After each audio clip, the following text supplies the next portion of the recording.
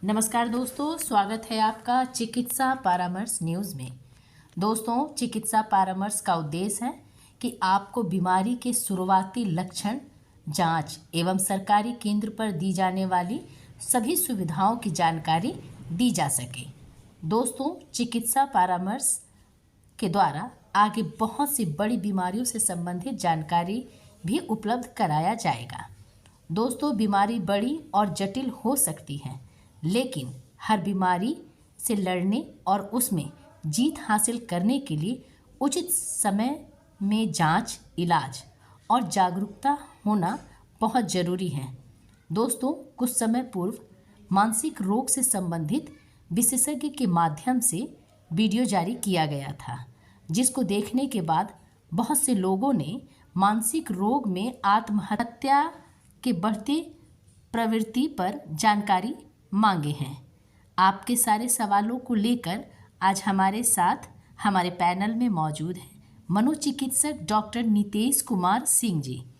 Doctor Nitesh Kumar Singh ji आपके सारे सवालों का जवाब एवं सरकारी स्वास्थ्य केंद्र पर दी जाने वाली सुविधाओं की जानकारी भी देंगे।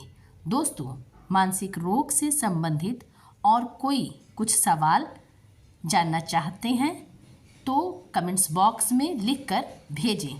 आपके सारे सवालों का जवाब विशेषज्ञ के माध्यम से जरूर दिया जाएगा। धन्यवाद। नमस्कार, मेरा नाम डॉक्टर नितेश कुमार सिंह है। मैं राष्ट्रीय मानसिक स्वास्थ्य कार्यक्रम में मनोचिकित्सक हूँ। आज हम आत्महत्या के बारे में जानेंगे। जैसा कि हम सब जान रहे हैं कि आजकल लोगों में आत्महत्या की प्रवृत्ति बढ़ रही है, जिसमें कि विशेष रूप से ये देखा जा रहा है कि जो युवा अवस्था के लोग हैं, किशोरावस्था में काफ़ी ज़्यादा आत्महत्या की प्रवृत्ति बढ़ रही है। अगर हम कारणों की बात करें तो जो एनसीआरबी के डाटा में ये पाया गया है कि जो युवा अवस्था में जो आत्महत्या है उसके मुख्य कारण जो है पारिवारिक कलह की वजह से कई बच्चे आत्महत्या कर रहे हैं। उसके बाद कई बार क्या होता है कि वो एग्जाम में फेलियर की वजह से आत्महत्या कर ले रहे हैं। इसके अलावा कई मानसिक बीमारियां और तनाव जो है वो मुख्य कारण देखा गया है।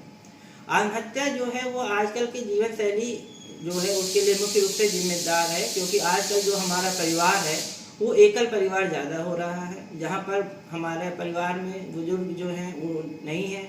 घर में लोग जो हैं, माँ बाप जो हैं वो काम वाले हैं, वो घर पे ज़्यादा समय नहीं दे पाते हैं और बच्चों को सही सलाह नहीं मिल पाती है।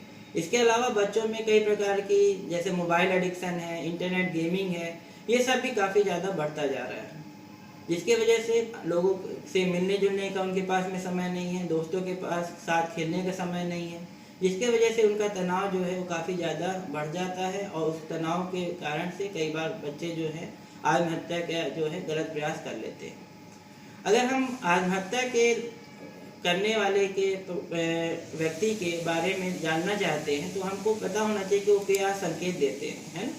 तो ऐसे लोग जो आत्महत्या के बारे में सोच रहे हैं वो अक्सर क्या उदास रहने लगते हैं, लोगों से मिलना जुलना छोड़ देते हैं, लोगों से बातचीत कम कर देते हैं, वो अपनी ही दुनिया में रहने लगते हैं। उनके जो विचार हैं वो नकारात्मक हो जाते हैं। उनको ऐसा लगता है कि उनका जीवन आगे कहीं सही दिशा में नहीं जा रहा है और वो आगे कुछ कर नहीं पाएंगे।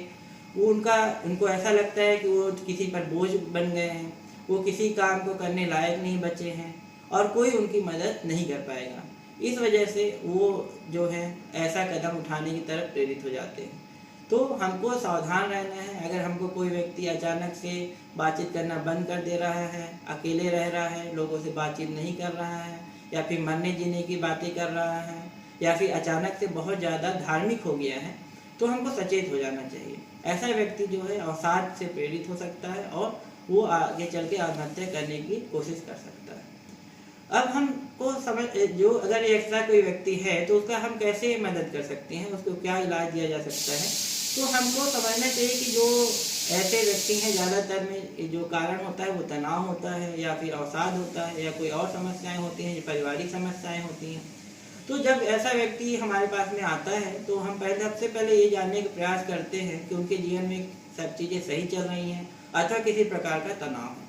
अगर हमको महसूस होता है कि इसको किसी प्रकार का तनाव है और कारण जो है वो पता चल जाते हैं, तो हम उनको दूर करने के लिए उनकी काउंसलिंग, थेरेपी ये सब की जाती है। इसके अलावा अगर वो अवसाद से पीड़ित है तो हम उनको दवाइयाँ देते हैं, और ऐसा देखा जाता है कि अगर हम दवाइयाँ देते हैं तो मरीज जो है सही सलाह और इलाज से 5-6 महीने में पूरी तरह से स्वस्थ हो जाता है, और उसके बाद में वो अपना जीवन सही प्रकार से व्यतीत कर सकता है। अगर हमको इलाज कराना है ऐसे व्यक्तियों का तो हमें पता होना चाहिए कि हर एक डिस्ट्रिक्ट में जिला अस्पताल में मन कक्ष के नाम से मानसिक स्वास्थ्य कार्यक्रम के अंतर्गत काउंसलिंग सेंटर स्थापित किए गए हैं, जिसमें कि मनोचिकित्सक एवं मनोचिकित्सक परामर्श दे रहे हैं। इसके अलावा काउंसलर्स भी हैं, साइकोलॉजिस्ट हैं, जो कि आपकी मदद कर सकते हैं। और इसके अलावा हम जिले के अलावा CSC PSC पे समय समय पर कैंप के माध्यम से लोगों को जागरूक भी करने का प्रयास किया जाता है। कैंप में दवाइयाँ भी दी जाती हैं, काउंसलिंग भी की जाती हैं, तो समय समय पर ये सब चीज़ें चलती रहती हैं, तो आप इनका लाभ उठा सकते हैं। और कोई भी व्यक्ति अगर आपके आसपास में इस प्रकार का है, जिसको आपको लगता है कि इस प्रकार की समस्या है, तो ना केवल आप उसको ले जा करके दिखा सकते हैं, बल्कि उसको हेल्पलाइन नंबर जो है, भारत सरकार ने हेल्पलाइन नंबर भी जारी की हुई है, जिसमें आप संपर्क करके उससे उसके बारे में सलाह ले सकते हैं। धन्यवाद।